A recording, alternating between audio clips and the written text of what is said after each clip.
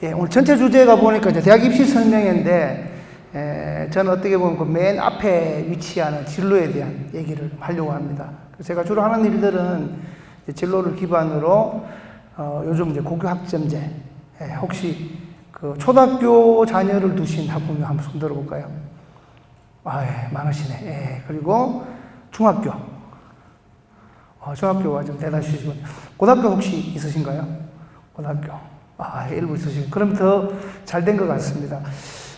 제가 주로 많이 하는 강의하고 교육은 최근에는 이제 고교 학점제 관련된 내용들이거든요. 그래서 이 진로가 어떻게 보면은 바뀌는 교육 과정이라든지 입시 제도 하에서는 그 중요도가 더 커질 것 같아요. 그래서 전반적인 내용을 이렇게 좀 훑어드리는 걸로 내용을 구성했습니다. 그래서 교재 보시면은 제 뭐 강의안하고 대동소이하게 여기는 조금 더 내용이 있지만 전반적인 진로에 대한 큰 그림을 이해하시는 걸로 그렇게 강의를 구성해 봤습니다. 그래서 크게 세 부분으로 나눴는데요. 직업의 여러 얼굴이 첫 번째 파트입니다. 청소년 선호직업의 숨은 진실, 그리고 진로 시야를 확장하라, 직업의 구성 요소를 이해하라, 이렇게 세 개 부분으로 첫 번째 장을 구성했고요.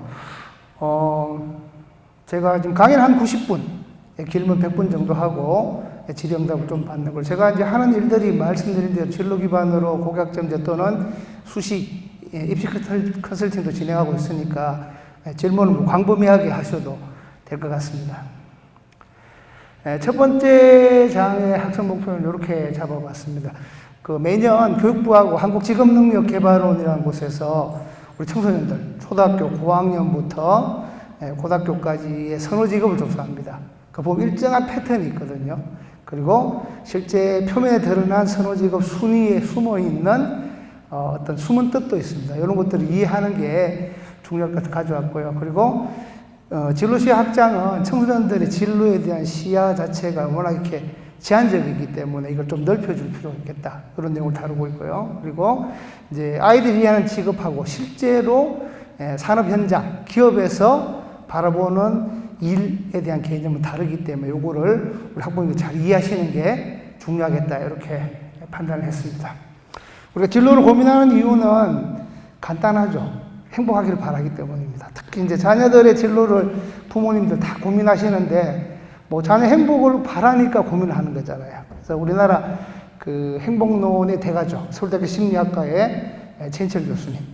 이분이 쓰신 책을 제가 먼저 읽었어요. 굿라이프라고 하는 책을 읽고 2018년 9월에 그 차이나 클래스에서 행복한가요 그대라는 제목으로 강의를 진행했었습니다. 거기 이제 주제가 이제 행복이죠. 질문 한번 드려보겠습니다. 유엔에서 조사한 결과인데요. 전 세계 156개국 대상으로 행복지수를 조사했는데 우리나라가 몇 위 정도 했을 것 같습니까? 원래 이제 교재가 없으면은 시력으로 맞추기 힘든데 교재가 있으니까 시력으로도 맞추실 수 있죠. 근데 대부분 우리나라의 행복지수를 낮게 생각해요. 100위권 이하로. 근데 우리나라가 그렇게 뭐 심각하게 행복지수가 낮진 않습니다. 156개국 중에서 57위 정도. 글쎄 좀 작지만 여러분 교재 같이 보시면은 이해하시기가 더 빠를 것 같아요. 전 세계 156개국 중에서 57위 나쁘지 않죠. 근데 우리나라의 소득 수준하고 비교하면은 조금 아래에 있다고 봐야 될 것 같아요. 그래서 이 객관적인 행복도를 좌우하는 게 뭘까를 이제 최인철 교수팀에서 조사를 한 거죠. 연구를 한 거죠. 그래서 상위에 있는 국가들 어떤 국가들이 있을까요? 행복지수 상위. 1위가 핀란드, 2위가 노르웨이, 3위가 덴마크. 이런 식으로 북유럽에 있는 국가들의 행복지수가 상위에 이제 랭크되어 있습니다. 북유럽 국가들의 특징은 고소득, 국민소득 높고 또 복지 잘 돼 있죠. 개인 차원에서도 이렇게 유추할 수 있는 겁니다. 진로, 우리 아이가 결국 진로라고 하는 것은 뭐 앞날 일어난 모든 일들, 진학을 포함해가지고 직업까지가 다 진로에 들어갈 수 있을 건데, 그 일을 통해서 우리 아이가 북유럽 국가처럼 복지에 대한 보장이 잘 되고 또 소득도 높고 그리고 삶과 라이프의 워라밸을 가지고 워라벨이라고 하는 일과 삶의 균형까지 잘 맞으면은 객관적인 행복의 조건이 좀 더 충족되지 않을까, 이렇게 유추할 수가 있을 것 같습니다. 예, 우리가 익숙한 객관식 문제 한번 드려봅니다. 돈과 행복의 관계, 1, 2, 3, 4, 오지선다. 어떤 게 현실에 가장 가까울까요? 예, X축은 돈의 크기입니다. 오른쪽으로 갈수록 돈의 액수가 커지는 거고요. Y축은 행복의 정도. 위로 올라갈수록 행복지수가 커집니다. 요거 맞추시는 분께는 제주도 왕복 항공권을 담을 수 있는 종이봉투를 하겠습니다. 요즘. 예, 어떤 게 지금 현실에 가장 가까울 것 같아요? 5번. 5번 좋습니다. 예. 정답은 항상 한 개만 있는 게 아니죠. 예. 1번도 맞습니다. 그러니까 그 저소득 국가나 저소득층의 경우에는 1번, 돈 액수가 커지면 행복감도 커진다고 그래요. 그리고 4번이라고 얘기하는 경우들이 아이들은 꽤 많아요. 4번. 그러니까 배 아픈 거죠. 현실에서 잘 안 일어납니다. 펜트하우스 보니까 주단태가 요런 모양으로 가는 것 같더만 시전설이 또 살아났더라고. 그죠? 그래서 현실에서는 4번은 잘 일어나지 않습니다. 그래서 5번 물어봅니다. 그러니까 일정한 액수까지는 행복지수 올라가다가 일정 액수 이상이면 큰 차이가 없다. 그럼 여러분 생각하시는, 우리 충주시에 계시는 학부모님들 생각하시는 일정 소득, 일정 기준으로 얼마 정도면 저게 현실이 될 것 같아요? 일정 소득 이상이면 행복감은 큰 차이가 없다. 가장 많이 나오는 대답이 1년에 1억 얘기하시더라고요. 조금 겸손한 동네에 가면은 8천만 원 이렇게 얘기하시고. 다들 그렇게 벌고 계시잖아요, 지금. 아닌가요? 그래서 어쨌든 그 행복지수하고 돈의 관계는 일정한 상관관계가 있다, 이렇게 볼 수 있는 거죠. 결국은 이제 아이들은 뭐 제가 그 자주 얘기하는 게, 이제 부모님들은 젊어 봤지만 아이들은 늙어 보지를 못했잖아요. 그래서 이제 실제로 돈이 주는 어떤 삶에 있어서의 중요도 같은 걸 모르죠. 예. 그래서 그 부모님 진로를 지도하실 때 어떤 소득에 기대할 수 있는 소득 수준, 이런 부분들도 되게 중요한 판단 요소다라는 것을 좀 아이들이 눈높이에서 가르쳐 주시면 좋을 것 같아요. 자, 그래서 여기 이제 북유럽 국가들의 특징입니다. 그죠? 개인 차원에서 똑같죠. 절대 빈곤 없애고 일정 소득 이후로는 다른 만족 찾기.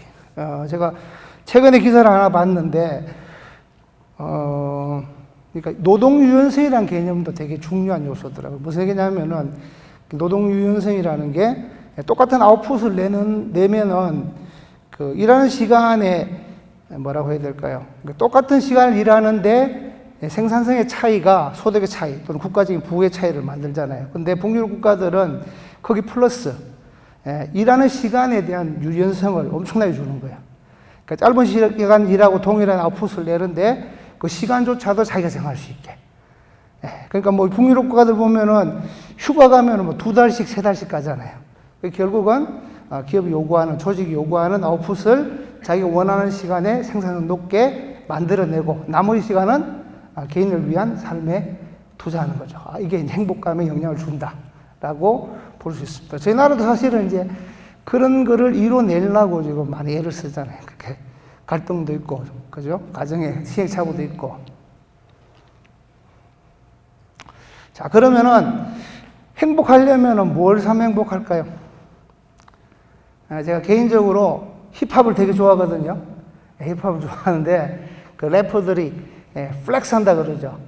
막 페라리 같은 슈퍼카라든지 뭐 롤렉스 같은 고급 시계, 럭셔리 같은 거 사면은 행복하겠죠. 집 살 때도 행복하고. 근데 실제로 그런 행복은 오래는 안 간대요. 집 사고 차 사고 하는 것들이. 실제로 행복을 주는 물품은 뭘 사야 되냐, 이런 걸 사야 된다는 거예요. 경험, 뭐 시간.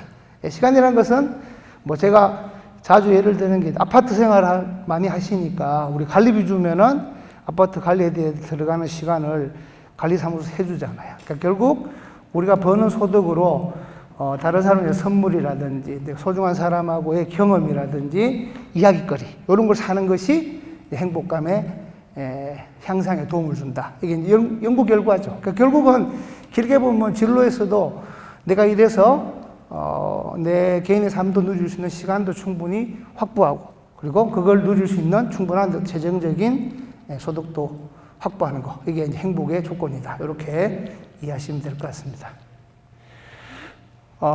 요거, 그 행복 칼로리표라고, 이렇게, 여기 보시면은, 이제 X축은 의미입니다. 일이 의미가 있고 없고가 낮건 높고로 표시되어 있고요. Y축은 재미입니다. 위로 올라가서 재미있는 거죠. 자, 요거 기억하시고, 자, 여기, 이게 실제로 이제 최인철 교수팀에서 장기 추적을 한 거예요. 그러니까 실제 그 실험자들을 대상으로 전화를 해가지고 지금 뭐 하고 계십니까?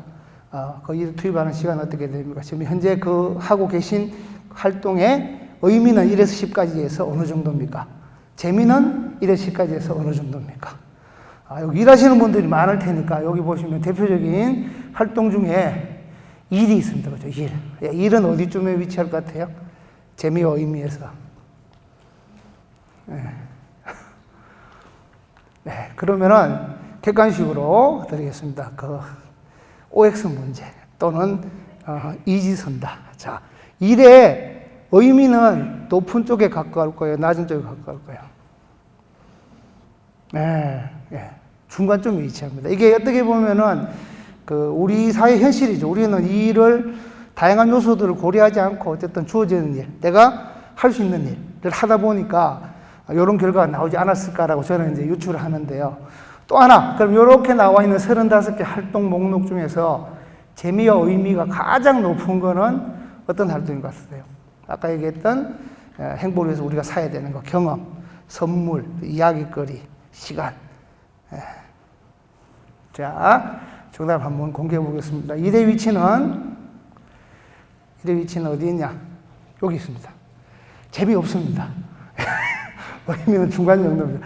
동그라미 크죠? 동그라미 크다라는 거는 투입되는 시간이 많다는 얘기입니다. 요건 여러 가지 의미가 있는데, 뭐, 일 자체가 사실은, 나의 흥미와 적성을 잘 반영하더라도, 잘하기 위해서는 일정한 뭐 노력과 수고로움이 포함돼야 되죠. 근데 또 우리는 이걸, 그런 흥미와 적성 같은 거를 고려해가지고 선택하지 못했잖아요. 어른들은. 그러다 보니, 이렇게 재미가 낮게 나타나지 않았을까. 그리고 의미와 재미가 높은 대표적인 활동이 여행입니다. 여행. 여행은 행복 종합 세트죠.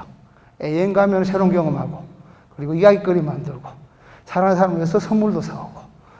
그래서 이런 활동들, 재미도 있고 의미가 높은 걸 누리려면은 어떤 진로를 생각해야 될까? 시간적인 여유, 그리고 충분한 소득. 이런 것들이 우리 아이의 진로에도 반영되는 것이 객관적인 행복에 부합되는 가능성이 높다. 이렇게 이해를 하시면 될 것 같습니다. 자, 질문 한번 드려봅니다. 2020년 통계도 뒤에 있는데요. 제가 2019년 걸 가져온 이유는 작년이 지금 우리가 여전히 우리 발목을 잡고 있는 코로나19 때문에 아까 제가 매년 교육부하고 한국직업능력개발원에서 청소년 선호직업 조사를 한다 그랬는데 작년에 결과가 조금 다르게 나왔어요. 평년에 비해 가지고. 그 이유는 코로나19 때문에 의료보건 관련된, 그리고 고등학생쯤 되면은 양심이 있거든요. 원래 의사가 청소년 선호직업 중에서 고등학생은 10위권 밖에 있었어요. 왜냐하면은 알거든. 우리 학교에서 작년에 의대 한 명도 못 갔다는 걸 알거든. 그래서 좀 약간의 양심이 반영되는데 작년에는 의사가 5위로 올라왔어요. 그리고 의료보건 관련된 직업들이 간호사도 원래 3위, 4위 이렇게 하다가 작년에 2위까지 올라오고. 그러니까 이게, 그리고 의료보건 관련된 일들이 10위권 안에 들어오고, 이게 이제 코로나19의 영향이고, 일반적인 경우는 이렇게 많이 나타납니다. 제가, 여기 2019년 고등학생 경우에 보면 1위, 2위, 3위, 그리고 4위, 5위를 비워놨습니다. 이게 이제 상당한 의미가 있다고 저는 이제 해석을 하거든요. 1위, 3위, 그리고 5위, 9위에 어떤 직업들이 있을 것 같습니까? 고등학생 경우입니다. 공무원이 있습니다. 또, 부동의 1위는 두 글자입니다. 부동의 1위는. 크리에이터 고등학생들은 10위권에는 없어요. 초등학생은 있는데. 그래도 요즘 핫하죠. 그러니까 고등학생쯤 되면은 그 진로 시야는 이렇게 좁지만 상당히 좀 현실적이라는 걸 제가 학교 가면 많이 느끼거든요. 그리고 아이들이 뭐 학과 선택할 때도 취업률 같은 걸 엄청 중요하게 봅니다. 그리고 대학의 소위 말하는 입결, 내신 등급이라든지 정시에서 점수도 취업률하고 되게 연관성이 높게 나와요. 뭐 그런 관점에서 요즘 생명공학, 생명과학 또는 컴퓨터, 데이터 사이언스 이런 쪽에 입결이 엄청 높게 나타나고 있죠. 자, 요거 한번 보도록 하겠습니다. 작년 거 먼저 말씀드리면은 여기 작년 결과에 대한 요약입니다. 여기서 우리가 기억하실 거, 이제 코로나19 영향으로 보건의료 분야에 대한 관심이 높아지면서 여기 이제 선호직업으로 여러 개 돌았습니다. 어떻게 보면 뭐 일시적일 수도 있고 또는 이제 뭐 언택트가 지금 상식이 되어버렸으니까 그렇게 바라볼 수도 있겠습니다. 그래서 진로에 대한 어떤 정보를 획득하는 것도 인터넷이라든지 뭐 전화 상담이라든지 비대면 쪽으로 이렇게 많이 옮겨간 특징을 보여주고 있습니다.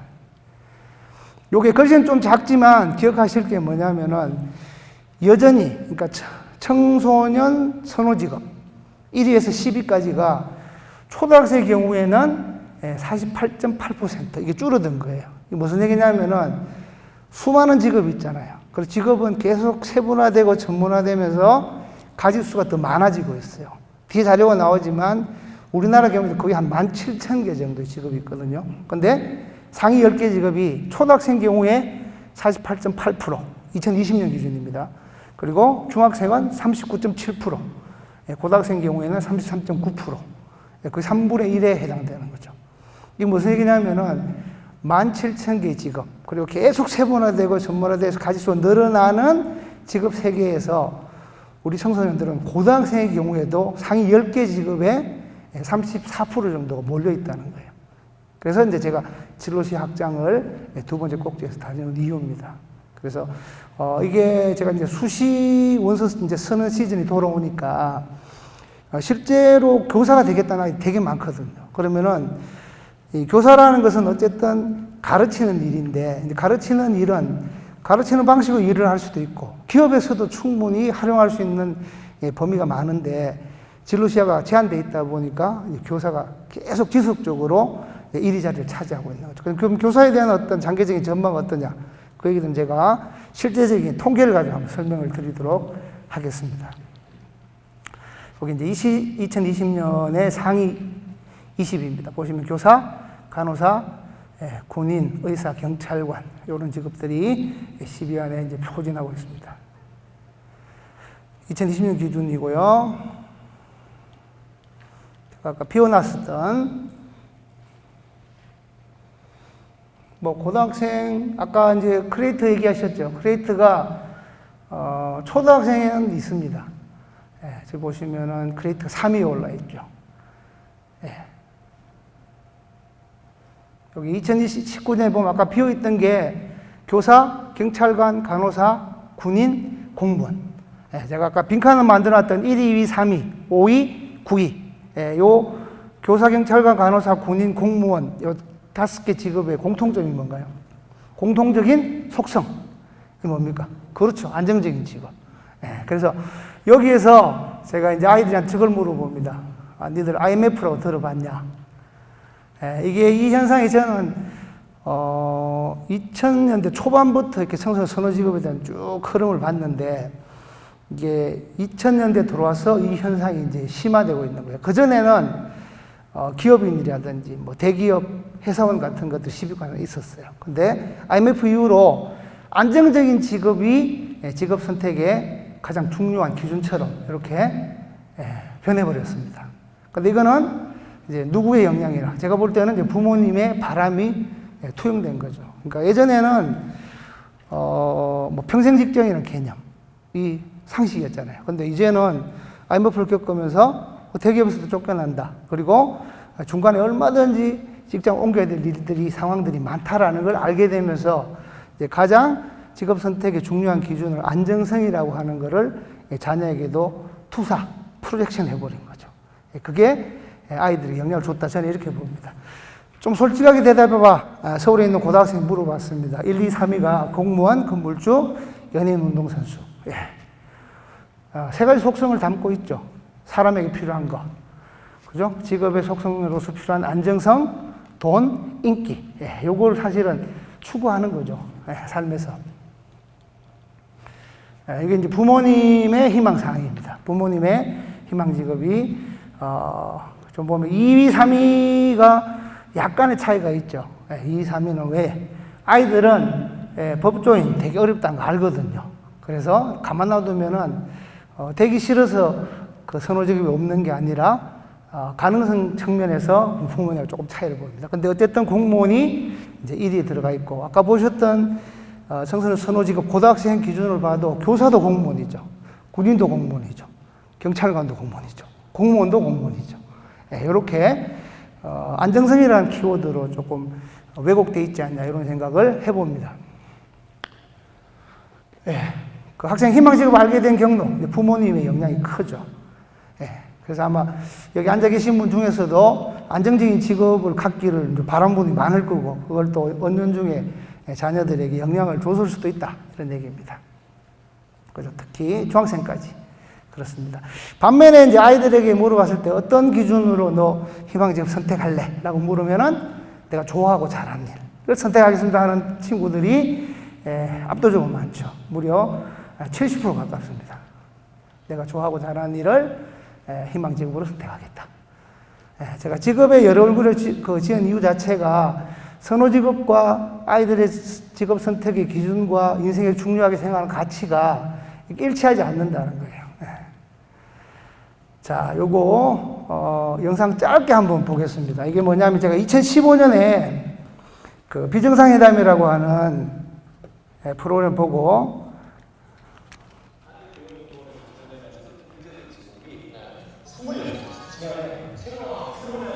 지금 계속 늘어납니다.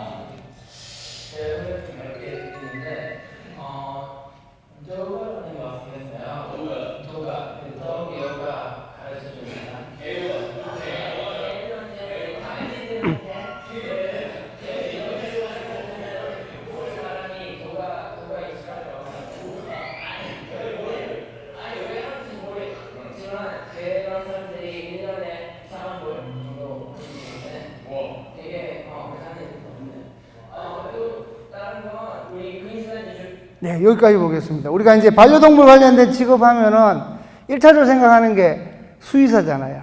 그래서 여기 2015년 영상인데, 그 당시 저도 보고 약간 충격을 받았고, 개에게 요가를 가르치다니. 도가 인스트럭터. 그것도 무려 4만 불 정도.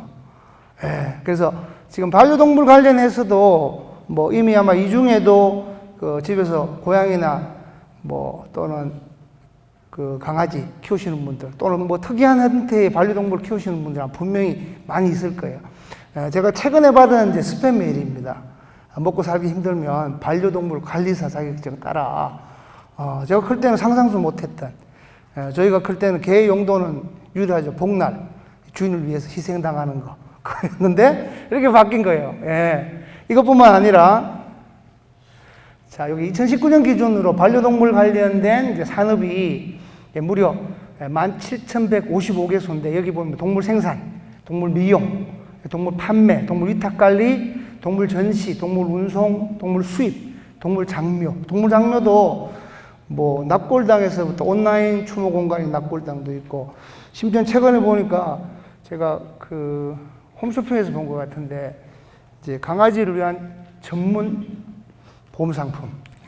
네, 여기는 이제 연희 실용 전문 학교라고 하는 데서 동물과 관련된 반려동물과 관련된 직업에 대해서 소개한 자료고요. 그 다음이 제가 말씀드렸던 애완견 전용 실비보험. 이렇게 이제 반려동물 관련된 직업만 해도 이렇게 다양하다는 거죠. 그래서 이제 자녀들이나 혹시 뭐 그 선생님들이나 계신다면은 이렇게 진로 시야를 확장하는 것이 매우 중요하다. 그런 얘기를 말씀을 드리고 싶습니다. 반면 우리나라의 직업의 가짓수는 이제 계속 늘어나고 있거든요. 요게 이제 한국직업사전이라고 하는 곳에서 5편, 가장 최근에 나온 건데, 거기 보시면은 16,891개 정도 직업이 있고요. 미국은 우리보다 한 3배 정도 됩니다. 35,000개 이상 직업이 있습니다. 근데 아까 말씀드렸죠. 고교생 선호직업 상위 10개를 합치면은 뭐 34%, 35%, 2000년 기준으로 32.3%. 그러니까 진로 시야가 대단히 제한적이다라는 게 문제, 이렇게 생각을 합니다. 그리고 요게 이제 2018년 기준으로 이렇게 나왔는데요. 그러니까 1969년에 처음 직업사전을 발간할 때만 우리나라 직업 가짓수는 3,260개. 그래서 오늘 또 여러분 드리고 싶은 얘기 중에 하나는 뭐냐면, 이렇게 직업의 가짓수가 계속 늘어나는 어떤 일정한 흐름에 있죠. 어떤 트렌드가 있는지 이걸 아는 것이 우리 자녀를 위한 어떤 진로 방향. 그러니까 진로 방향이 나와야지 대학에서의 전공 계열이 나오는 거고, 거기에 따라서 이제 고교학점제 되면 이미 이제 그 2015 개정교육 과정에서도 과목 선택을 좀 하고 있거든요. 그러니까 자기가 대학에서 또는 사회에 나가서 전공할 일과 관련된 과목을 선택해야 되거든요. 그래서 이게 이제 중요한 얘기다. 그러면 어떻게 바뀌냐? 그 얘기는 제가 그 3장에서 조금 더 자세하게 다룰 거고요. 지금은 이제 큰 흐름만 보시면은 과학기술 발전에 따른 이제 직업 세분화, 전문화, 그리고 고령화 등과 같은 인구학적 변화에 따른 직업의 세분화, 전문화, 그리고 이 사회환경 변화에 따라서 전문화되는 거, 그리고 정부 정책 등 제도 변화에 따른 어떤 직업의 변동, 이런 것들로 좀 크게 나눠 볼 수가 있을 것 같아요. 그리고 우리나라의 산업구조는 뭐냐면, 결국 그렇다면은 일자리가 어디 있냐. 지금 현재 이런 형태로 된 자료는 요게 이제 제가 제일 최근인데, 지금 우리나라의 단일 기업 중에서 일하는 직원, 이 가장 많은 회사가 뭐 삼성전자거든요. 삼성전자가 지금 이제 거의 12만 명 가까이 돼요. 국내만. 글로벌리 한 40만 명 정도 되죠. 그러면은 삼성전자는 뭘 만드냐, 그리고 뭘 팔아가지고 매출 내고 영업이익을 내냐. 대표적인 건 뭐 알고 계신 대로 반도체입니다. 그래서 디바이스 앤 솔루션, 그래가 DS 사업부가 전체 영업이익이 한 80% 정도를 담당하고 있죠. 반도체 만드는 데인데 지금까지는 이 메모리 만들었단 말이에요. 지금 이제 앞으로는 파운드리라든지 비메모리 같은 쪽으로 지금 사업 방향을 잡고 있어요. 그러면 쉽게 얘기해서 무슨 얘기냐면은, 삼성전자 그리고 SK 하이닉스가 우리나라 전체 코스피 시가총액의 한 27, 8%를 좀 차지하거든요. 그러면은 삼성전자가 잘하고 있구나라는 게 아니라, 일자리가 그렇게 많은 기업들은 어떤 준비가 된 사람을 찾을까? 뭐 다른 말로 하면 대학에서 어떤 공부한 사람. 예를 들면 삼성전자 같은 경우는 우리가 옛날 기준으로 문과 이과를 따지면 한 90% 정도를 이과 쪽에서 뽑거든요. 최근에 제가 아는 분이 이제 청주에 있는 충북대학교를 졸업하고 전기공학과, 그리고 삼성전자의 신입 3급을 합격했단 말이에요. 그러면은 뒤에도 나옵니다. 여기서 이제 여러 가지 얘기가 나오는데, 삼성전자가 이 사람이 합격한 일은 아니죠. 왜? 직무 위주로 뽑으니까. 이 친구는 전기공학을 전공하고 삼성전자에 어떤 일을 하냐면은 반도체 생산 라인 현장에서 반도체 생산 장비를 케어하는 설비 기술자라는 직무로 이제 채용이 된 거예요. 예, 그러면은 그 설비 기술자에 지원하려면은 이 전공에 대한 제한을 둡니다. 설비 기술자는 문과 쪽 지원해가지고 공부해가지고 아예 지원을 못하는 거죠. 그래서 직무라는 개념을 제가 먼저 스포일러를 하고요. 여기 보시면은 이제 우리나라의 이제 직원 수에 따른 순인데 이게 뭐냐 하면은 일자리가 어디 있냐. 지금 현재 기준은. 우리나라 제조업 기반이잖아요. 그러니까 제조업에서도 주로 기계, 전자, 화학 쪽에 일자리 몰려있단 말이에요. 그러면 중소기업도 마찬가지예요. 관련된 밴드라든지 협력업체가 이 산업을 위주로 일자리가 편성되어 있는 거예요. 예, 그래서 이게 결국은 지금 현재가 이렇다면 앞으로 우리 아이들이 커서 어른이 됐을 때 왜? 지금 변화의 속도가 엄청 더 빠르니까 어떤 식으로 산업 구조가 재편될 건지 라고 하는 것을 이해하는 게 매우 중요하다는 얘기입니다.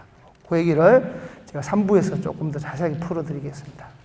대기업 가자는 얘기 절대 아닙니다. 그죠? 이제 구조 보시면은 삼성전자, 현대자동차, LG전자, 기아자동차, SK하이닉스, LG디스플레이, 이마트 같은 경우는 뭐 롯데쇼핑도 마찬가지지만 직원 수는 많지만 대부분 현장의 판매사원들이죠.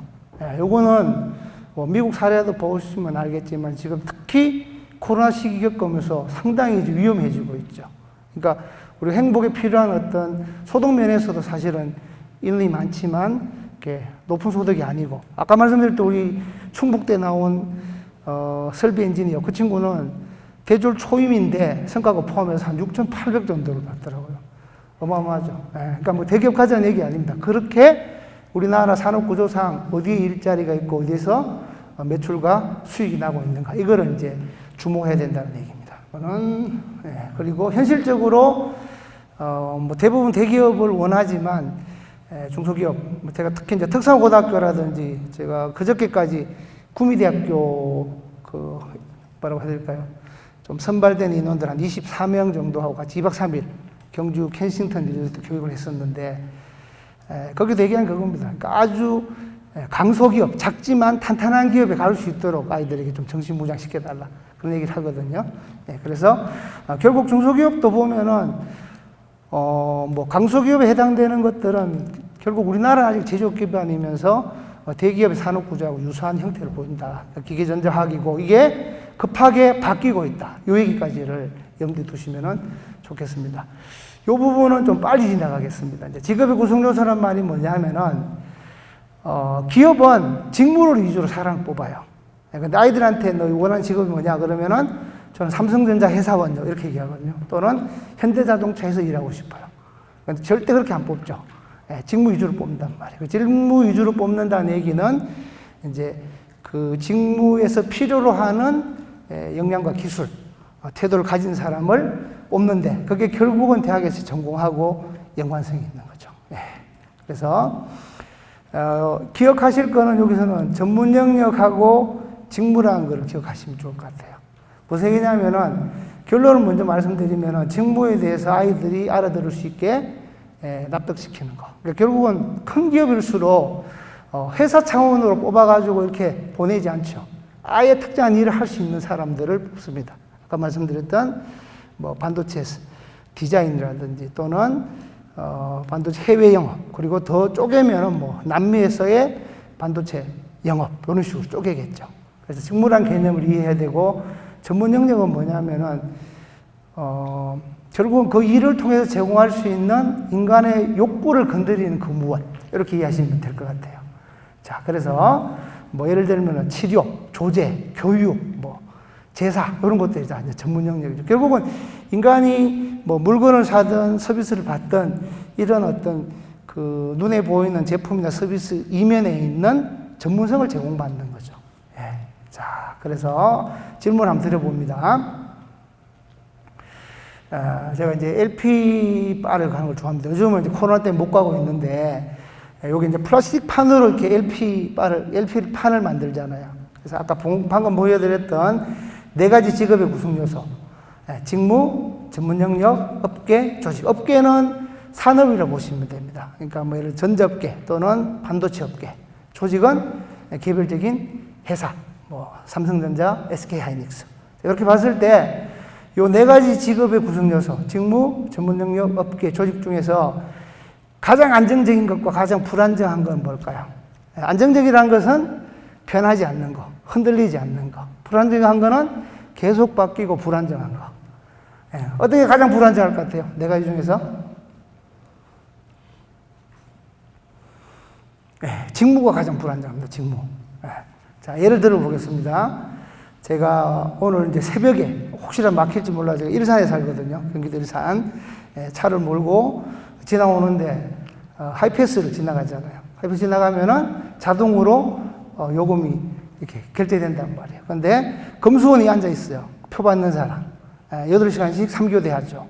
하이패스 하나 들어오면은 검수원 3명의 일자리에 날아가는 거죠. 요즘 보면은 또 매장에서 키오스크 많이 쓰잖아요. 키오스크 한 대 들어오면은 아르바이트 1.5명이 날아갑니다. 그러니까 직무는 이렇게 불안정한 거예요. 그리고 회사가 망하는 건 이제는 뭐 화제거리도 아니죠. 조직이 망하는 건 화제거리도 아니란 말이에요. 업계조차도 흔들립니다. 지금 강원도에 보면은 정선에 강원랜드 있잖아요. 강원랜드 왜 들어왔냐? 그 지역에 탄광업 자체가 완전히 무너졌기 때문에 그 지역 경제를 살리기 위해 가지고 합법적인 도박장을 열어준 거잖아요. 그러니까 이렇게 직무가 가장 불안정하고 조직이 그다음 업계가 그다음에 이제 전문 영역은 가장 안정적이죠. 예를 들어서 뭐 대학 입시라고 하는 큰 주제로 지금 설명회들 하고 있으니까 어떤 아이의 다 얼굴만 보고 야 어디 원서 쓰면 되겠다. 너 학종으로 가라. 너 교과로 가라. 너 정시로 가. 라고 하는 것을 짚어줄 수 있다면 그 사람은 떼돈 벌겠죠. 왜? 학벌사회라고 하는 인간의 욕구를 만족시킬 수 있는 딱 솔루션을 쥐고 있으니까. 그래서 결론은 뭐냐면요.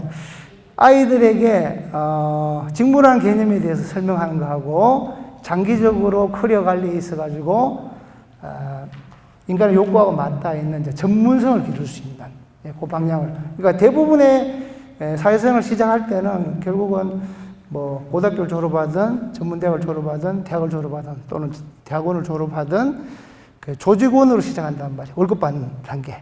하지만 장기적으로는 내가 첫 사회생활하는 직무의 경쟁력을 생각하는 거. 직무의 경쟁력이라는 것은 산업도 포함하는 거죠. 앞으로 이 산업이 얼마나 유망할까? 내가 하는 직무가 얼마나 유망할까? 그 직무와 맞물려 있는 대학에서의 전공은 어떤 것들이 있나? 그리고 그걸 위해서 고등학교 단계에서 내가 준비해야 될 것은 어떤 게 있고 어떤 과목을 들어야 되나? 이렇게 접근하시면 좋겠다는 얘기입니다. 그래서 이제 우리가 취직이라고 하죠. 취직. 직자가 바로 이제 직무입니다. 직업생활을 시작할 때 대부분은 회사에 입사해가지고 주어진 일, 직무를 감당하는 것으로 시작하게 된다라는 얘기입니다. 자, 여기 중요한 얘기는 이제 거의 끝났고요. 그 다음부터는 실제적인 사례 위주로 조금씩 보여드리겠습니다. 두 번째, 이제 직업의 얼굴은 뭐냐면은 선호도뿐만 아니라 직업을 구성하는 여러 가지 요소 중에서 직업 만족도라든지 특히 직업의 수요 공급 이런 것들을 파악해가지고 우리 아이의 진로 방향을 잡는데 반영을 해야 된다 이런 얘기입니다. 자, 직업 만족도. 아까 이제 청소년 선호 직업의 순위하고 실제 그 직업에 종사하는 직업인들의 직업 만족도 일치하냐? 반드시 그렇지는 않아요. 특히 이제 청소년 선호 직업 1위에 올라 있는 그 교사는 세부적인 내용에 따라 많이 달랐어요. 그러니까 교사라고 하는 큰 틀 중에서 예를 들어 중고등학교의 교감, 교장 같은 리더십 또는 초등학교 선생님, 중고등학교 선생님 사이의 만족도는 차이가 많이 나요. 특히 이제 직업 만족도에서 보시는 대로 발전 가능성, 급여 만족도, 직업 주소성, 근무 조건 외에 사회적 평판이라는 게 되게 중요한데 전체 8개의 문항을 가지고 실제 직업인들에게 물어요. 우리가 대표적인 직업, 대략 한 600개, 700개 직업에 종사하는 직업인들에게 8개의 문항을 가지고 물어봅니다. 한 16,000명, 7,000명 물어봐요. 그래서 그 실제로 그 직업인들이 답한 순위를 이렇게 한 2년 단위로 이렇게 발표를 하거든요. 한국고용정보원이라는 데서. 보시면은 사회적 평판에 관련된 게 문항이 3개입니다. 사회적 평판은 쉽게 표현하면 이겁니다. 당신의 직업을 당신 자녀에게 물려주기를 원합니까? 라고 묻는 질문인 거죠. 그래서 이렇게 봤을 때 실제 상위에 랭크된 직업들이 어떤 게 있냐면은 교수, 의사 관련 직업. 의대 지금 가는 거 쉽지도 않지만, 그죠? 중고등학교 교장 및 교감. 그리고 중고등학교 선생님들의 직업 만족도는 사실 되게 낮습니다. 한 100위권 정도 되거든요. 이게 이제 여러 가지 원인이 있죠. 선생님이라고 하는 직업이 가르치는 일만 하지 않죠. 학생들 생활지도, 그리고 행정 업무, 이런 것들이 사실은 중고등학교 선생님들의 직업 만족도를 떨어뜨리는 요인인 거죠. 반면에 초등학교 선생님들은 또 직업 만족도가 높아요. 아직까지는 말빨이 먹혀서 그런가 봐요. 그죠? 이렇게 직업 만족도하고 직업 선호도하고 반드시 일치하지는 않는다라는 거, 이것도 기억하시고요. 이건 이제 다른 조사입니다. 그 직업 만족도하고 청소년 선호 직업 순위하고는 반드시 일치하지는 않는다는 거. 그리고 이제 1위 직업 중에서 우리 이제 그 수요 공급에 대한 얘기 되게 중요합니다. 무슨 얘기냐면은, 결국은 뭐 우리나라 현실에서 대부분 대학을 많이 가잖아요. 전문대를 가든 4년제를 가든. 그러면은, 반드시는 아니지만 내가 어떤 전공을 하냐에 따라서 갈 수 있는 진로의 선택 여지가 결정된단 말이에요. 근데, 항상 1위 하고 있는 그 교사, 그 중에서 초등학교 선생님은 초등학교 임용고사를 보려면은 뭐 교육대학을 가든지 아니면 초등교육과를 우선 가야 된단 말이에요. 근데 그 정원이 그래도 잘 관리가 돼요. 그래서 임용고사 합격률이 한 70% 정도는 되거든요. 근데 지금 계속 임용 적체가 되고 있죠. 그 뭐라고 해야 됩니까? 실제로 학교 배치하는 게 왜? 좀 아이들은 계속 줄고 있고 기존의 선생님들은 안 나가고 있고 합격생은 계속 누적이 되니까. 근데 이거보다 더 심한 경우는 이제 중고등학교 선생님입니다. 중고등학교 선생님 되려면은 역시 중등교사 2급 자격증을 가져야 되죠. 방법은 사범대학을 졸업하든지 교직을 이수하든지 교육대학원을 졸업해서 석사 자격증을 가지면은 중등교원 자격증 2급을 줍니다. 그러면은 임용고사를 칠 수 있는 자격이 되는 거죠. 근데 이게 지금 불균형입니다. 심각하게. 매년 중등 2급 교원 자격증을 받는 인원은 한 5만 명에서 5만 1,000명 정도가 돼요. 근데 그 중에서 임용고사를 통과하는 인원은 10%가 채 안 되죠. 그러다 보니까 지금 이 최근 자료가 7월 14일에 이제 교육대학원에서의 이제 교원 양성 제도를 폐지하겠다. 그리고 교직 이수하는 걸 줄이겠다라고 이제 발표를 한 거죠. 교육부에서. 이게 이제 우리나라 청소년 선호 직업 1위의 현주소입니다. 그러니까 직업의 수요 공급에 있어서 불일치 현상이 나타나고 있는 거죠. 이것도 되게 이제 중요한 요인입니다. 결국 우리가 관심 있는 것 중에서 미래의 직업의 공급보다는 수요가 높은 직업이어야지 그게 산업군이 됐든 직무가 됐든 어떤 가능성이 커요. 골라서 갈 수 있고 더 좋은 대우를 요구할 수 있고 그런 면에서 교사가 이렇게 큰 뭐라고 해야 될까요? 미스매칭 상태에 있다라는 얘기입니다. 반면에 지금 뭐 빅데이터라든지 또는 코딩과 관련된 개발자 인원은 지금 엄청나게 지금 부족 현상을 보이고 있죠.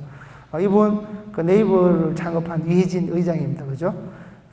지금 얘기를 900명 올해만 지금 2021년 기사거든요. 3월달 기사. 900명 뽑겠다. 뭐 게임 업계도 마찬가지고 개발자들은 어느 정도 실력 갖추면은 여기는 학벌 안 봅니다. 실력만 보거든요. 최소한 8천만 원 연봉 그리고 평균 1억 정도의 연봉을 기대할 수 있는. 그래서 이게 결국 왜 수요가 많으니까 직업 수요가 많기 때문에 그 더 좋은 대우를 기대할 수 있는 가능성이 커지는 거죠. 그래서 이런 부분들 기억을 하시면 좋겠습니다.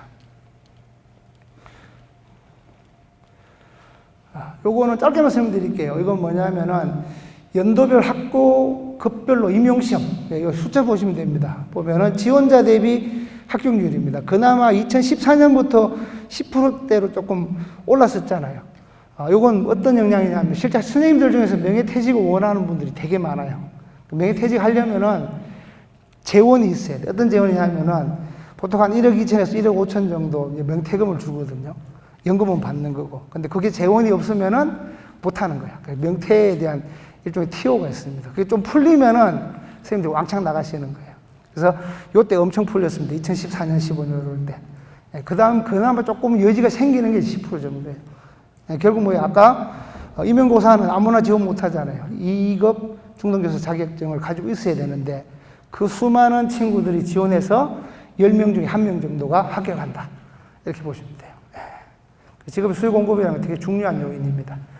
다 똑같은 얘기입니다. 지역별 차이 나겠죠. 당연히 대도시, 경기도 훨씬 더 치열하고 예, 그럼 그렇게 얘기한다고요. 그러면은 임용고사 안 봐도 되는 사립중고등학교 가면 되겠네. 예, 사립중고등학교는 보통 중요 과목은 100대 1에서 130대 1 정도 됩니다. 예, 사립고사는 더 치열합니다. 시험이 없는 대신 훨씬 더 까다롭게 뽑고요. 뭐 조금 대학 실적이 좋은 대학 그 고등학교 같은 경우, 사립고등학교 같은 경우에는 선생님들 학력이 진짜 빵빵하죠. 임용고사가 더 어렵다고 보는 게 맞습니다. 자, 그리고 요거는 뭐냐면요. 직업의 수요 공급 관점에서 계열별로, 큰 계열별로 어떤 계열에서 우리가 안정적인 직업이라고 볼 수 있는 직장 가입자, 직장보험 가입자 비율을 보면은 교육계열이 가장 낮습니다. 교육계열이 가장 낮다는 얘기는 뭐냐면은 선생님이 아닌 뭐라고 해야 될까요? 학원 강사라든지 방문교사 같은 직장보험 가입을 할 수 없는 형태의 교육계열 종사자가 많다 이렇게 보시면 되는 거예요. 그러면 어디가 가장 높을까요? 당연히 저쪽이 제일 높습니다. 의료계열, 의료보건 쪽으로.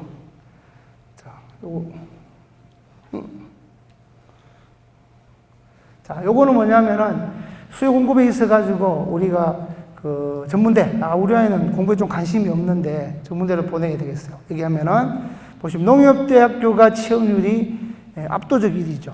여기 좀 반칙입니다. 경기도 고양시에 있는 전문대학인데 여기는 졸업하면은 전국의 농협은행에 자동으로 배치가 되죠. 그래서 여기는 반칙입니다. 그래서 여기는 실제로 수시로 가는 경우에도 내신 등급이 2등급 초반 이렇게 돼요. 나머지들은 보세요. 보시면 기독간호대, 군산간호대, 춘해보건대, 조선간호대, 경북보건대, 한국유자간호대, 거제도 있는 한국성강기대학교, 특수전문대죠.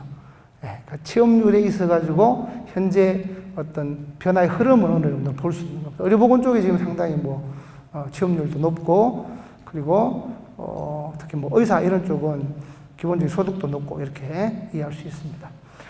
우리가 알고 있는 대학 순위하고 실제 기업에서 평가하는 취업 창업에 강한 대학은 차이가 있죠. 여기 보시면 4년제 대학 중에 보면은 한양대학교가 가장 높습니다. 이게 한양대학은 우리 공대잖아요. 공대가 강한 한양대학의 성격이라고 볼 수도 있고, 성균관대가 엄청 올라왔습니다. 성균관대는 삼성이 인수한 이후로 사실은 엄청나게 좀 도약하고 있죠. 2위에 있는 대학, 천안 병천면에 있는 한국기술교육대학교.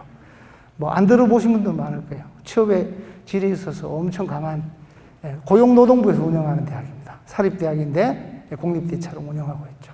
실제로 우리가 흔히 알고 있는 서영고, 서성안이, 중경외시 순위하고 기업에서 취업 창업에 강한 대학의 순위는 일치하지 않는다. 이런 것들도 한번 참고로 보시고요. 요거는 이제 학과별로 취업률 안에 들어가는 게 요거 재밌습니다. 한번 보시면 아마 교재도 있을 거예요. 치의학, 의학, 군사학, 한의학. 군사학은 요즘 보면은 예전하고 달리 부사관 같은 경우에 보면 아예 특화해서 전문대에서 가르친 다음에 그 분야를 갑니다. 예를 들어 광학이라든지 항공정비라든지. 제가 그저께까지 수업했던 구미대학 같은 경우에도 항공정비과에서 한 5명 정도 아이들이 왔는데 그 친구들은 공통되더라고요.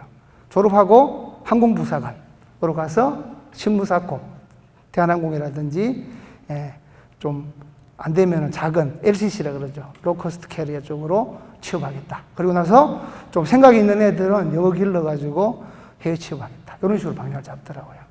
그래서 요게 지금 현재 보시면은 의료보건 관련된 게 가장 많습니다. 보시면 치의학, 의학, 한의학, 약학, 물리치료, 치기공, 수의학, 작업치료. 요건 정신적인 치료 플러스 물리치료죠. 이렇게 변화하고 있다라는 얘기입니다. 대학 정원 신입생은 줄었지만 아직까지 미스매칭은 여전합니다. 요거는 올해 4월 달에 교육부에서 발표한 앞으로 우리나라가 필요로 하는 인재는 빅3 플러스 인공지능이다라고 이제 발표를 한 거예요. 결국 뭐냐면은, 자녀들 대학 보내고 학과 계열 선택할 때 우리가 필요로 하는 인재가 이 분야니까 이걸 감안하시라라는 얘기예요. 뭔지 한번 볼까요? 인공지능 얘기했죠. 빅3는 시스템 반도체. 지금 현재까지는 SK하이닉스나 삼성전자가 만드는 게 다 시스템 반도체가 아닌 메모리 반도체죠. 이제 시스템 반도체는 이제 비메모리. 그래서 자동차에 쓰이는 뭐 어플리케이션 프로세서라든지 또는 뭐 파운드리라든지 팹리스라든지 이런 쪽으로 바꾸겠다는 얘기입니다. 그리고 바이오는 지금 뭐 코로나19 때문에 더 핫해졌죠. 그리고 미래차 뒤에도 나왔지만 이제 자동차에 대한 개념 자체가 완전히 이제 바뀌고 있어요. 그에 따라서 필요로 하는 인력도 달라지고 있어요. 제가 뒤에 그 현대자동차에서 매년 2번씩 뽑는 연구장학생 사례를 넣어놨거든요. 그러니까 자동차에 대한 개념이 바뀌면서 부동의 시가총액 1위였던 일본 도요타를 지금 그 테슬라가 압도적으로 뒤집었죠. 무슨 얘기냐면 자동차가 이제는 기계가 아닌 전자장치, 그리고 동력도 가솔린이 아닌 전기 또는 수소 이런 쪽으로 바뀐다는 얘기예요. 그러면 그에 따라서 미래에 필요한 인력의 자질도 달라지고 그에 따라서 대학에서 더 곽강받고 유망한 학과도 달라지고 이런 흐름을 이해하셔야 된다는 얘기입니다. 어쨌든 이렇게 인공지능 플러스 빅3를 우리나라에서의 미래 인재가 필요한 영역이다. 이렇게 교육부에서 아예 명시를 했습니다. 이게 어디에 반영되냐? 각 대학의 신설되는 학교에 그대로 반영됩니다. 그 자료도 제가 바로 보여드리겠습니다.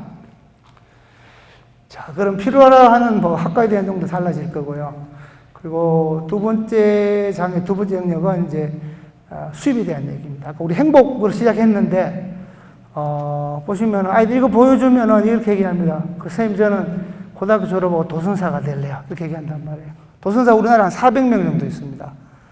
도선사 되려면은 6,000톤급 이상의 대형 선박에서 선장을 5년 이상이가 해야지만이 지원 자격이 있어요. 그러니까 여기 나오는 어떤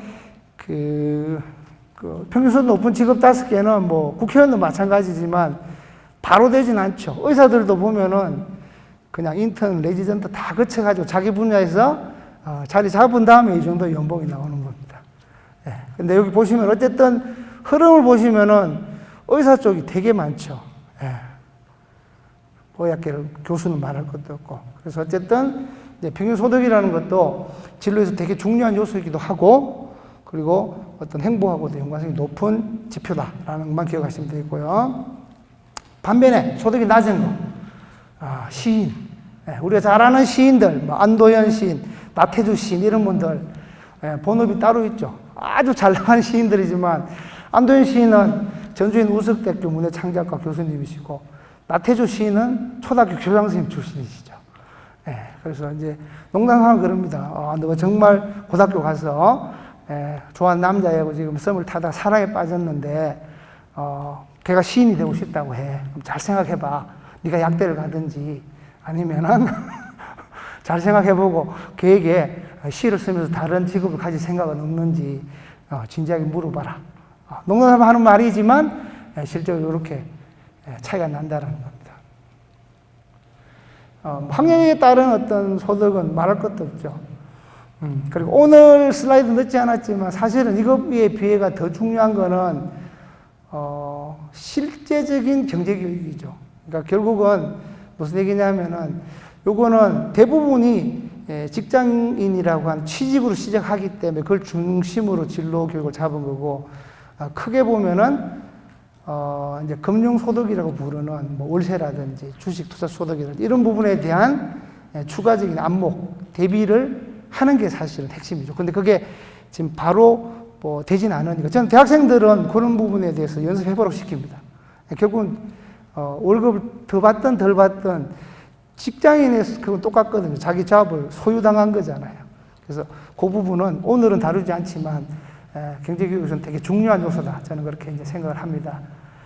자, 소득에 대한 얘기를 했고요. 요거는 아까 말씀드렸던 영역별로 요거는 이제 월 소득 비율을 다룬 거고요. 요거는 가입자의 유지비율. 보시면은 결국 뭐냐면은 건강보험 직접 가입자의 자격을 유지한다라는 것은 안정적으로 자기가 속한 조직, 기업에서 의료보험도 대주고 고용보험도 대준다는 얘기죠.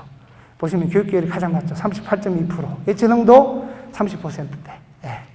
소득 분위를 보면은 지금 200에서 300 그리고 300에 400 번위를 보시면은 의학계열이 가장 높죠. 그 다음이 공학계열. 예, 교육계열이 가장 낮습니다. 교육계열은 100에서 200만 원 미만이 60%에 해당됩니다. 예. 요게 이제 수치가 이게 다 이게 그 한국교육개발원에서 대학 졸업한 후에 그 취업한 인원들에 대해서 이렇게 장기 추적을 하거든요. 예. 유지한다는 것은 보험을 가입해주는 기업에 있다는 얘기고, 탈락했다는 얘기는 거부에 만족을 못했던, 근무 조건에 만족을 못했던 중도에 그만뒀다는 얘기니까. 그래서 계열별로 이렇게 차이가 난다라는 얘기입니다. 네, 그래서 굉장히 독립을 지향하라 할 때는 이런 특징들이 있죠. 고소득들은 일반적으로 고학력이 요구되고, 결국 그래서 우리가 뭐 대학을 가고 그 중에서도 상위권 대학을 노리고 또는 석사나 박사 같은 학위를 지향하는 이유는 일반적으로 고학력에 따른 어떤 소득의 크기가 달라지기 때문이고요. 그리고 취득 어려운 국가 자격, 임용고사도 마찬가지. 그죠? 요구되는 겁니다. 뭐 또는 전문적인 회계사라든지 변호사라든지 이런 자격증이 요구되는 변리사라든지. 그죠? 요거 말할 것도 없고. 예, 이거는 되게 중요하죠. 수요보다 공급이 부족하거나 과도하게 초과하지 않는다. 예, 조직에서 커야 할 생각, 이건 개인적인 능력이라면 소속된 조직이 높은 이익을 내. 요거는 어떤 분야가 미래 유망가를 봐야 된다는 겁니다. 삼성전자 예를 들면은 생활가전 만드는 CE, 그리고 인터넷하고 그 모바일 폰 같은 거 다 만드는 IM, 그리고 반도체 만드는 DS 중에서 DS가 성과급이 월등히 높죠. 왜? 반도체가 많이 팔고 수익은 더 많이 내니까 더 많이 가져가는 거예요. 그래서 이제 이런 게 결국 어떻게 보면 미래 유망한 분야가 어디 있는지를 고민한 데서 나오는 결과다. 이렇게 해석할 수 있겠습니다. 미래 유망적인 키워드 몇 개만 짚어드리겠습니다. 요건 이제 미국의 가장 각광받고 있는 학위입니다. 학위.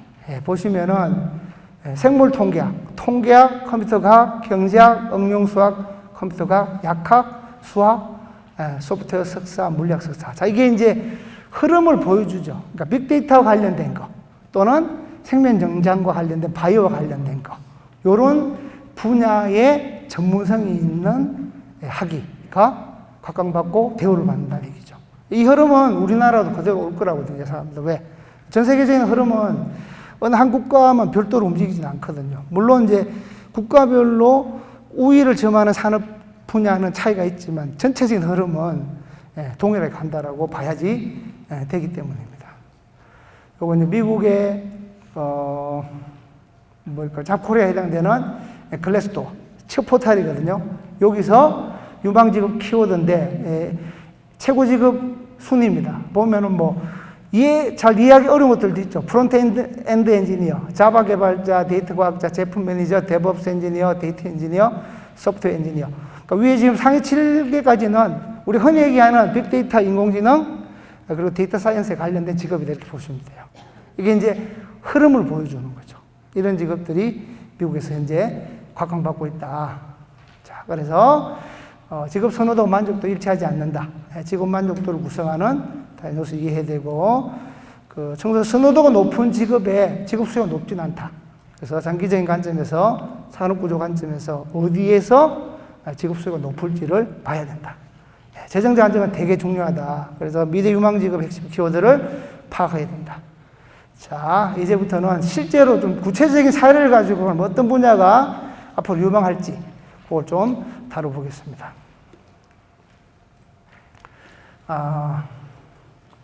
이건 워낙 다양하게 얘기를 하는데 크게 보면 결국은 기술 발달, 인구 구조 변화, 제도 변화, 이런 것들이 결국은 이제 직업 세계의 변화를 일으키는 요인이다. 이렇게 보시면 되겠고요. 여기는 뭐 미래창제과학부에서 제시한 자료들도 있고, 그리고 고용정보원에서 내는 자료들도 있고, 결국은 이제 미래의 어떤 변화의 트렌드를 읽어야 된다는 얘기입니다. 여기서는 뭐, 김남도 교수 팀이 내보는 것도 있고, 유엔에서 내보는 자료들도 있고, 뭐 한국과학기술기획평가원에서 내보는 자료들도 있고, 결국 과학기술 발달, 인구구조 변화, 그리고 생명연장, 이런 부분들, 그리고 중요하게 생각하는 뭐 환경, 이런 부분들이 직업구조 변화에 영향을 주는 요소들이다. 이렇게만 보시면 될 것 같습니다. 요거는 넘어가고요. 실제 자료들 한번 볼게요. 자, 요건 무슨 얘기냐면은 이제 전 세계 기준으로 어떻게 세상이 변하고 있냐는 얘기입니다. 보시면은 이게 이제 2020년 8월 시점에 애플이 드디어 시가총액 세계 1위에 들어갑니다. 이게 어떤 의미가 있냐면요. 이제 2위에 올라있는 사우디 아람코는 약간 어떻게 보면 반칙이죠. 무슨 얘기냐. 사우디 아람코는 사우디아라비아의 국영 석유 기업입니다. 그러니까 원래는 랭킹에 포함을 안 시켰어요. 그러니까 뭐 압도적으로 세계에서 기름을 가장 많이 생산하는 사우디아라비아의 국영 석유 기업이기 때문에 포함을 안 시키다가 2020년 8월 시점으로 애플이 사우디 아람코의 시가총액을 넘었습니다. 이건 어마어마한 변화죠. 세상이 이렇게 바뀌고 있다. 뭐 애플은 알고 계신 대로 아이폰 그리고 애플 노트북하고 아이패드 같은 걸 만든 회사입니다. 3위부터 보시면은 마이크로소프트, 아마존, 구글, 페이스북 여기까지가 다 미국 기업이죠. IT 또는 플랫폼 기업들입니다. 이렇게 이제 세상이 바뀌는 거죠. 아마존은 뒤에도 나오지만 유통에 있어서 흔히 얘기하는 패러다임 자체가 바뀌는 거죠. 코로나 들어오면서 여러분들 다 아침마다 문 열면 뭐가 와 있어요? 쿠팡, 로켓 쿠팡에 와 있든지 마켓컬리에서 뭐가 와 있죠. 유통에 대한 기본적인 패러다임 자체가 바뀌고 있는 거예요. 미국은 더 심합니다. 여기까지가 다 흔히 얘기하는 플랫폼 기업 또는 IT 기업들이고요. 알리바바하고 텐센트는 중국 기업입니다. 알리바바도 역시 유통이고요. 텐센트는 플랫폼이죠. 이렇게 세상이 바뀌고 있다는 겁니다. 그러니까 전통의 상위에 있었던 버크셔스웨이 투자회사 9위에 랭크되어 있고요. 잔슨앤잔슨이 제조업 중에서 유일하게 10위에 올라 있습니다. 그러니까 세상이 이렇게 바뀌고 있다라는 얘기입니다. 그러면은 세상의 변화에 따라서 필요로 하는 인력, 필요로 하는 기능과 기술 또는 대학에서의 공부도 달라진다라는 얘기입니다. 자, 이게 아마존 얘기인데요. 아마존은 2017년 기준으로 이미 미국의 이마트라고 볼 수 있는 월마트, 그리고 홈플러스 볼 수 있는 타겟 등 8대 오프라인 할인 매장의 시가총액을 다 합친 것보다 아마존 하나의 시가총액이 한 1.8배 정도 돼요. 그러니까 유통에 대한 기본 개념이 이제 완전히 바뀌고 있는 거죠. 아마존이 2016년에 아마존 고라고 하는 슈퍼마켓을 선보입니다. 미국 시애틀에 있는 아마존 본사 1층에다 50평 규모의 슈퍼마켓을 열고 이름을 아마존 고라고 이름 붙입니다. 여기는 앱을 다운받고 그럼 앱은 신용카드와 연동이 되어 있어요. 들어가서 물건을 고르고 가지고 나오면 계산이 자동으로 됩니다. 계산은 필요 없죠. 그리고 이 정보는 바로 아마존 창고로 날아가 가지고 지역별로 재고 현황 그리고 판매되는 제품의 그러니까 빅데이터를 다 처리되는 거예요. 누가 샀고 언제 샀고 그리고 얼마나 샀고 그러면 진열에 대한 정보까지 다 나오는 겁니다. 그러니까 이게 경쟁이 안 되는 거죠. 이걸 아마존이 미국 전역에 앞으로 5년 내에 2,000개 만들겠다라고 얘기했죠.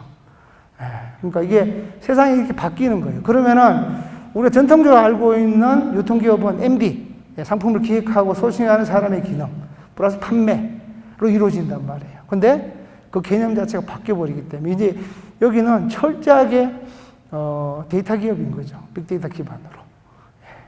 이렇게 세상이 변하고 있다. 시가총액 변화에 대한 얘기고요.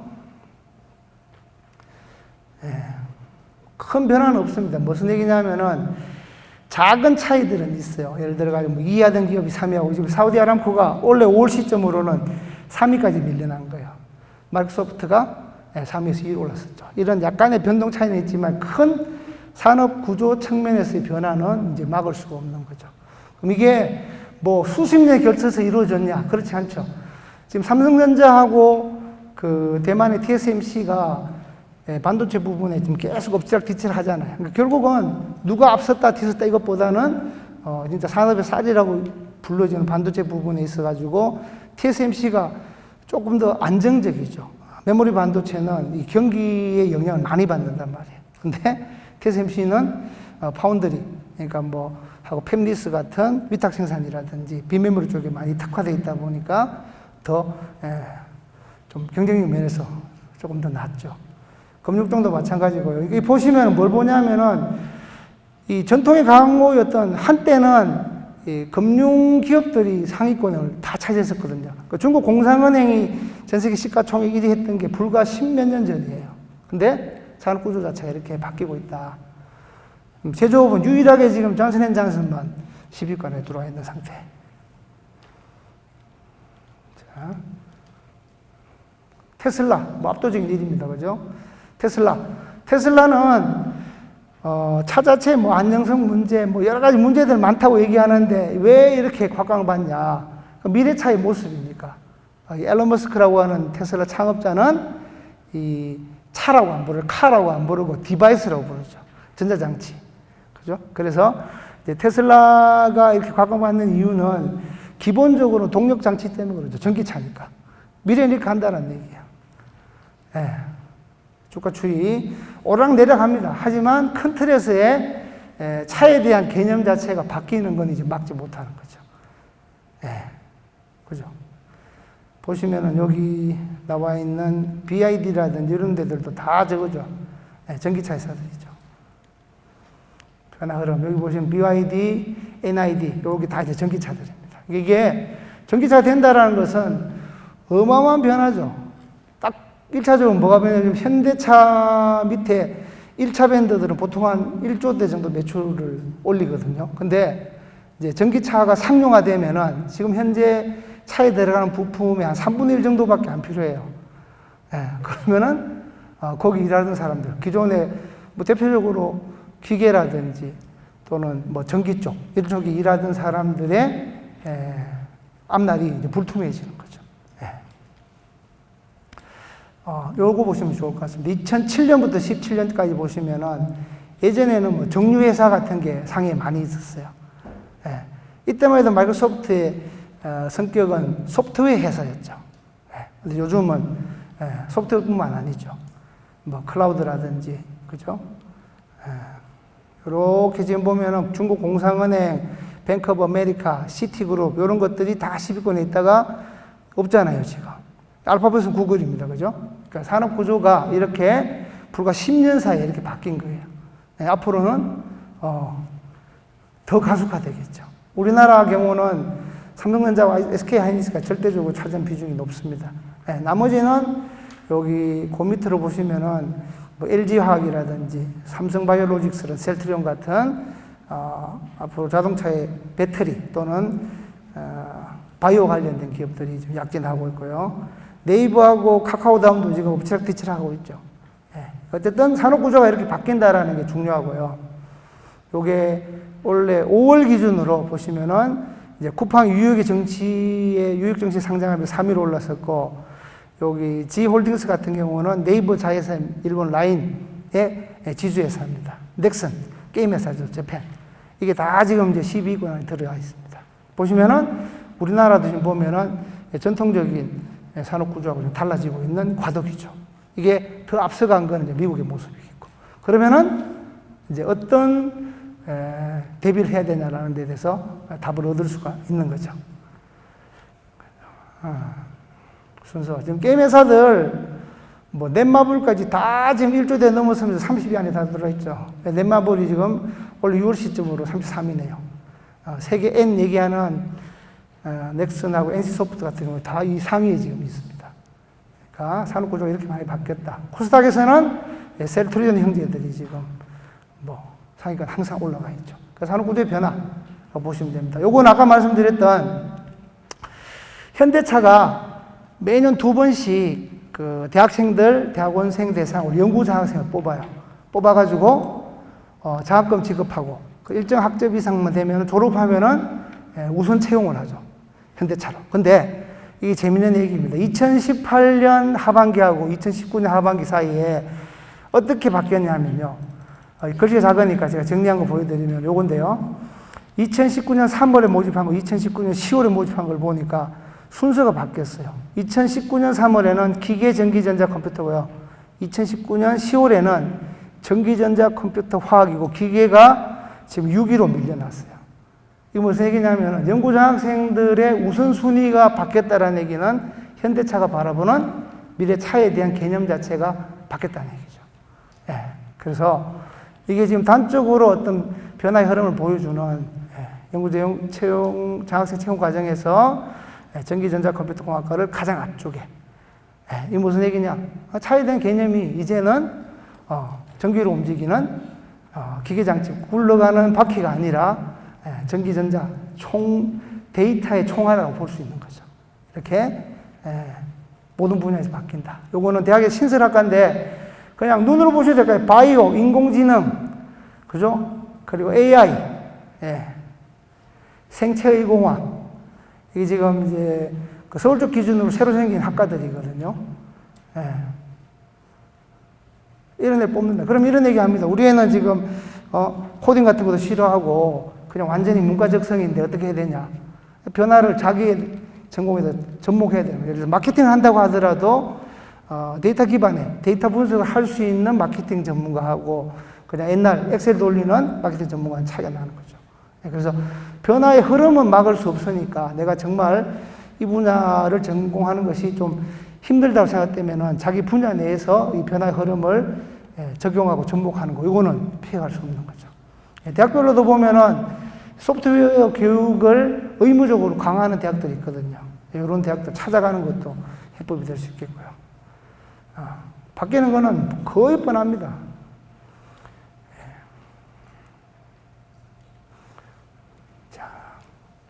에너지, 중앙대는 에너지 쪽에 많이 투자하고 있고요. 바이오, 그리고 보시면은, 여기가, 여기는 채용조건형 계약학과. 요거는 아예 대학을 들어갈 때 일정한 조건을 갖추면은, 졸업하고 취업시켜주겠다. 그런 거거든요. 이것도 보면 거의 다, 모바일 아니면은 소프트웨어 아니면은 빅데이터, 바이오 또는 국방, 이런 쪽으로 특화되어 있습니다. 요즘 인공지능에 대한 투자는 엄청나게 지금 하고 있고요. 반도체 학부 신설 계속 하고 있죠. 이게 2019년인데 실제로 계속 지금 신설되고 있습니다. 왜? 미래 필요한 인력 분야니까. 그죠? 계속 지금 인공지능도 투자합니다. 이거는, 어떤 의미냐면 대학이 신설학과를 만든다는 거는 편입을 포기하는 거거든요. 그러니까 상위권 대학들도 중도 포기하는 애들이 되게 많아요. 쉽게 얘기하면 서울대에서 그만두는 애들은 공대 애들이 의대 가려고 중동에 그만둡니다. 고려대 연세대 그만두는 애들은 서울대 가려고 그만두고, 서강대, 성균관대 다니는 애들은 서영고, 스카이 가려고 그만두고. 근데, 이게 그러면 거기 이제 편입으로 메꾸거든요. 근데 신설학과를 이렇게 데이터 쪽이라든지 아니면은, 바이오라든지 이런 쪽으로 신설학과를 만든다면 편입을 포기하는 거예요. 근데 대학이 원하는 거는 뻔하잖아요. 자기 대학 졸업한 학생들이 정말 큰 기업 봐가지고 이름 빛내주든지 좋은 기업 만들어가지고 고용 창출하든지 이걸 원한단 말이에요. 근데 그게 이런 쪽에서 일어날 것 같으니까 편입을 포기하는 거죠. 그 정도로 이제 세상이 빠르게 변하고 있다. 이렇게 해석해도 될 것 같습니다. 다 반도체 아니면은 데이터 또는 바이오 이런 쪽이죠. 그러다 보니 엄청 올라왔습니다. 작년에도 생명과학 쪽 많이 올라왔거든요. 컴퓨터는 말할 것도 없고, 데이터 쪽도 그렇고. 결국은 산업구조의 재편하고 맞물려 있다. 그러니까 진로에 있어가지고, 우리가 흔히 진로를 얘기하면은 내가 좋아하고 잘하는 거면 생각하잖아요. 근데 어떻게 보면은, 서핑할 때 파도를 잘 타야 되듯이, 직업 세계의 변화를 잘 이해하고, 우리의 좋아하고 잘하는 거하고 접목시키는 거, 이게 피할 수 없는 거죠.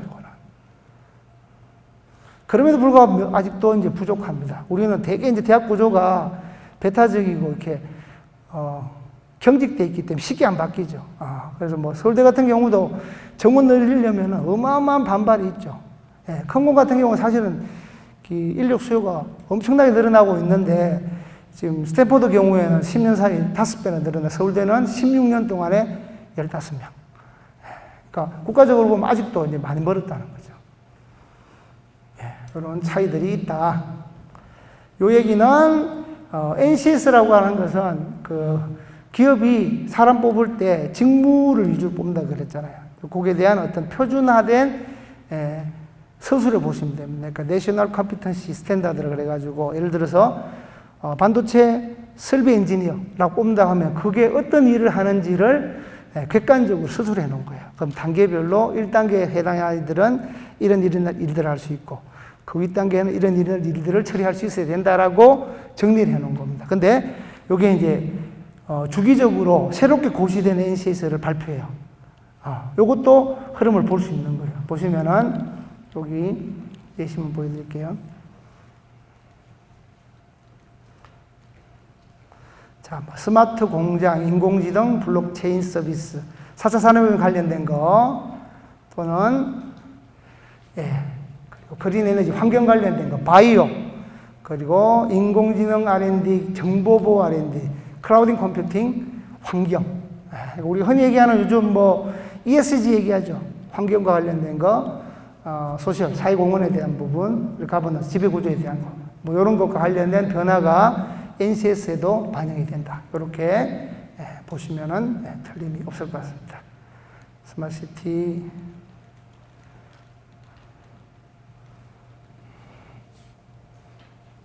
그래서 미래 변화의 흐름을 개별 직업이 아닌 메가 트렌드를 통해서 판단을 예측할 수 있어야 되고, 그 세계적인 기업들 시가총액 변화를 보면은 앞으로 어떤 식으로 산업 구조가 재편돼 가고 있고 이미 미래가 와 있는 거죠. 이렇게 바뀌어 있거나 알 수 있고, 대학에서 신설학과, 특색학과, 계약학과. 계약학과는 채용 조건이거든요. 졸업하고 일정한 성적 유지하면 우리가 주로 이제 채용 조건을 운영하는 데가 대기업, 삼성전자라든지 SK하이닉스라든지 또는 저런 리조트 같은 데서 해요. 또는 그 정부, 고려대학교 사이버국방학과 같은 정보 장교들을, 보안 장교를 뽑는 거니까. 그렇게 볼 수 있고, 또 새롭게 고시되는 4차 산업혁명 분야 NCS를 통해서도 고용과 직업에 대한 변화 흐름을 우리가 파악할 수 있다. 이렇게 이해하시면 되겠습니다. 뒤쪽에 아까 이제 경제적인 부분 조금 넣긴 했는데, 제가 너무 일방적으로 또 얘기하면은 재미없으니까 여기까지. 자세한 내용들은 교재 보시면 제가 웬만한 것들은 다 담았거든요. 그래서 우선 질의응답을 좀 받고, 만일 질의응답 중에 관련된 내용이 나오면 뒤에 제가 준비한, 결국은 같이 가야 될 것 같아요. 무슨 얘기냐면은 세상의 흐름에 대한 어떤 일반적인 대응 형태가 결국은 대학을 가고 대학에서의 계열과 전공을 정하고 거기에 따라서 어떤 일을 하느냐가 반영되고, 그거와 별도로 행복을 위한 재정적인 관점에서의 대비가 같이 교육되는 거. 실제 학교에서도 요즘 경제교육에 대한 얘기들이 많이 얘기가 되고 있습니다.